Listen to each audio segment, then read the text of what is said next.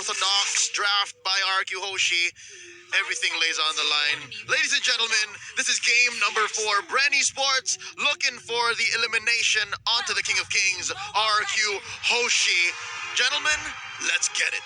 The King of Kings here is definitely putting a lot of high stakes on this carry in hopes that if she could get really ahead, that Baxia may not be a problem in the late game phase where you can just kite them out itself. So I'm definitely getting where exactly they're going for instead of the Bruno that you did mention might not be the best of choices.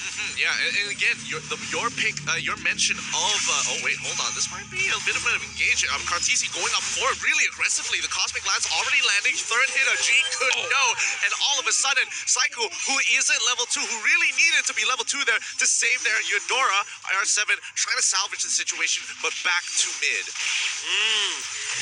Lusty and the crew, they were fast on their fingers just to punish that risky play from Vin. Vin tried to steal the purple buff, it didn't work. It's not the greatest of plays here, but it doesn't mean RRQ is out just yet. The First Bloods usually don't mean too much as long as you don't get to translate into anything in Bren. No buffs, no steals, no wave clears, no invades as well. So technically, it's still just, slightly ahead. Yeah, and it all depends on who we see gets his first item. There's this first item power spike that we're talking about when it comes to a carry or a Claude. And speaking of which, we're already seeing a lot of invades coming from the side of RRQ, while Lusty is trying to play that in-your-face chill. And definitely not the bush that he wants to move in for, but Whisking trying to go for a catch. He misses the Wrath of the Dryads, and that would have been a really nice catch if he was able to land that. But at least they buy a little bit of pressure to get this turtle. But can Bren capitalize on this here? You can see a lot of their members rotating fast, and not to mention Baxia is coming in hot. And this is a way to just catch Psycho and the others. They wanted to stop the effectiveness of this Baxia, but there's a fight happening right now. Look at this. Psycho gets caught out, and Sin and the others are just forced to go back. They can't do anything. They can't punish. I'm not sure why exactly that Psycho went back in, because none of these members are actually responding towards this, and very obviously, that was a miscommunication. Yeah, it just seems like there was a little bit of disconnect there for the entire team of RQ. Were they sure they were going in? Were they unsure they were going in? They had to make that decision, and they have to make it fast. They just got caught out, and a few won't be holding back on the trigger of his Imperial Justice. Yeah, I mean, right now, Bren is just playing a little bit more in sync in comparison to RRQ. But RRQ, they don't have, they're not so in the dumps in terms of their economy. They're still relatively even for the most part of it. 8K to 7.3K. It's only going to be a 6 to 700 differential overall. And Sin, he's going to need to start quickly ramping up into this game. He needs to at least get the Demon Hunter Sword into Golden Staff to make sure that Flapteezy on this Baxia a little more ineffective. Yeah, I definitely gotta say that this Kaltizi is ramping up way faster in that sort of sense as compared to Sin at the moment. But Flapteezy, now that RQ Hoshi has already known what to expect coming from the Purist game, he's going to be facing off against R7 at the moment. This is honestly not going to be going all too much anywhere, but eyes are on that river right now because Matilda is looking for a setup. Psycho and Few will meet each other in the brush, but I don't think RQ Hoshi would just be initiating on a Sylvana support right now. There is a lot of things that they have to consider, and they have to bring Sin to the point where he gets the endless battle, Raptor Machete and endless battle, then just go from there. Yeah, and it's important, and I think, they have to itemize correctly for the side of RRQ. We see the Talisman already being purchased on R7, but this is going to be the fight that we're looking for. Psycho going to get hit by Flapteezy initially, but the shield of Boxer as Whisking, he is on this side dealing with Few with no problems, but the rest of RRQ, they are looking for this engage. 3-man hit from the G Kundo. Way of the Dragon as well. Not going to be enough as they are able to get the damage from Rebo's Feathered Airstrike, but now they are going to call it off. They trade 1 for 1. Can they get one more? Whisking finally goes down. As you can see, Kaltizi, he is very comfortable in his position, and RRQ forced to back away. Definitely unfavorable for RRQ Hoshi. Not only will they eventually lose out on this turtle, just look at the picks. They've managed to annihilate all these key components, and Finn, once again, get caught out. And, well, just Bren Esports knowing what exactly to do, and just like how they do best, all the turtles in priority. R7 gonna take the full brunt of damage from the Blazing Duet. Doesn't look like he was able to stack up his Art of Thievery to maximum before coming in. But, you know, R7, he just laughs. Aha! Go back into lane. Let's see what else is there to happen. But Flap, on the other hand, gets caught out, and that's going to be a lot of ultimates getting thrown into him. Flap thinking, will he still escape that? No, he won't.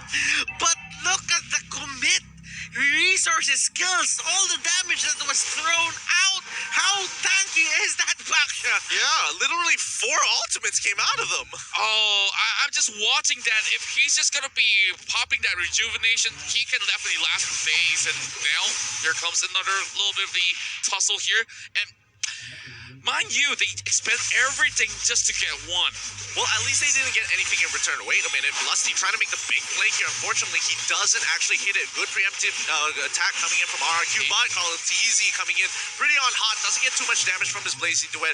Not a lot of value. Bren need to start pulling back away, but this is RSQ to look for that re-engage. They're getting a little antsy as they move closer towards their jungle. They just don't know where the rest of the team is yet. Yeah, and of course, this is going to be very vital for them to just cut in all these spellbands, but Zin gets caught out in the mid side. Bren looking all too hot. He's going for Vin as well. Just look at Kaltizi. He's already 3-0. He is very happy with the amount of damage he's had there. Even diving, Kaltizi, he's going in hard with the help of Flaptizi to enable him to go under the turret. Dragon onto Wiz King here as they try to secure this off. Rather, the Triad isn't enough. Kaltizi only losing 50% of his HP to take it out. What great play coming in from Bren to ensure this dive is successful. Now, RQ Hoshi, they still have a chance to get back at this. They need to find the opening. They need to find a breather. But Carl is just going wild. This is the confidence that we're talking about, Gideon and Contra. Speaking of confidence, you know, they might just be the Indonesian slaves here because they've already taken down Alter Ego, and now they are finding every single way to punish RQ Hoshi. A true test of mind, but not only that, Bren, it feels like they have a lot of momentum riding behind them with a lot of their moves. It is very concise, it is very clean compared to their first 2 games where you can definitely see that there were a couple of misplays here and there, but overall, Bren just making the right decisions each and every time.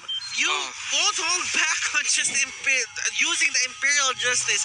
He knows that he has a low cooldown time just because of the pull yourself together. He's not gonna try and conserve that as much as possible. He knows that if you catch ones here, he is able to get a kill as well. Speaking of getting a kill here, it's gonna be Finn there, and this Blazing Duet on towards RRQ, but they're putting them back as they manage to get the catch on towards Kaltizi as well as Lusty. Flaptizi eventually will fall, but look how much it's taking out of them to get this pick. Few walks away alive, but they're still Ribble at the back. Better airstrike gets one, and the Eudora goes down again. Great return kills coming in from Bren's side. They lose 3 out of great execution from RRQ. A great mechanical play, especially using the Circle of Eagle to make sure that Kaltizi, Blazing Duet, I'm just going to circle around you till it's done. This is one of the things that I'm telling you about RQ Hoshi. They can find these little openings and they can punish Bren Esports. Now, Bren Esports, they might have the lead now, but they should be careful into picking their plays. There are times where you can get to, let's say you can be overconfident, just go at them and just lose Kaltizi in the process. Item check is up right now. That is going to be Demon Hunter Sword, the Golden Staff, Rebo with the Clock of Destiny, Winter Truncheon, Lightning Truncheon rather. Few is with the Necklace of Durans. Onto the other side here, Cursed Helmet on Wiz King, Bruce Force Breastplate on R7. Oh, there goes the fight. Oh, they're already going to begin again. Circle Eagle starting off, but R7 is going to get absolutely destroyed by this Blazing Duet coming in for a fully stacked Kaltizi here. Unfortunately, he goes backwards with Batman Image, so he can't get into the fight, but they do find another one. They're looking for the pincer. Flaptizi coming in. Twice, Poisons as well. They've cut them out. Bren looking to cut them off as Whisking, trying to slow down the damage. Now Sid needs to turn this around. He's got the items finally, but unfortunately, it ain't going to be enough. His range is just a little too short. Oh my goodness. Well played from Bren. Like, they saw opportunity and they took it right there, especially with RQ all stuck in that choke point. At first, they pick up R7 and Whisking was all the way out of that fight already, and he joins way too late. Sin is trying his best to just control this game. You know what? He wants to get the farm. He really just wants to carry. But the thing is, Bren Esport has just a lot of control. The back is just controlling them way too much, and the Joe Psycho. gets the pick up.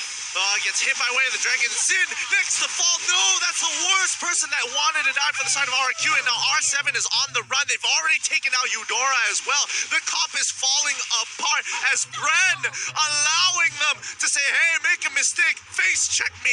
I won't let you get away. This is definitely very punishing because this might just costed them this final run right on the lower brackets. They're already pummeling down the base. That timer is already up. Psycho is going to be coming out of the base. But Bren, they can easily go on for this Lord.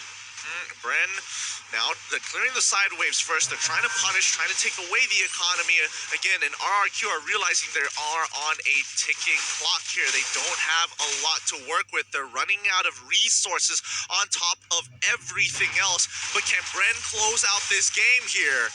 The Lord is now their target, and that's what they aim for. They get the extra help from the Lord. They know that they need to be safe at threading this game-ending play that they're gonna do. There are still outer turrets onto the top lane, Gideon, Contra, and as you can see, Bren Esports knows that this is only the level 1 Lord, not the Luminous Lord. Level 1 Lord or not, I mean, Bren wants to take this advantage and just really press down on the advantage even harder. And if this doesn't go well, at least at the worst, RRQ go even with Bren and it starts all over once more. But if Bren get ahead, they end the game and they take this series and they go to the grand finals. And now it's really relying on Sin so much that a lot of all these Athena shields have already been purchased. There's going to be more magic resistance coming in towards this late phase. Yep, they're going to be clearing off the Lord over the mid side, but Bren going for a dive! Oh, it's going really hard. They already get bit in the process. R7 is now pulling on back. He wants to go back into the base to get some help. But Sin, he's locked down in Imperial Justice. But can they peel him up? Finally, Whiskey is in position to do so. They lose 2 inhibitor turrets at the same time here. But Bren, they're going for the end. This is it. Bren trying to pull on forward. RQ clearing the waves as much as they can. But they're throwing their bodies as soon as they do. Lusty, he's done it. He's brought more glory. Welcome to the grand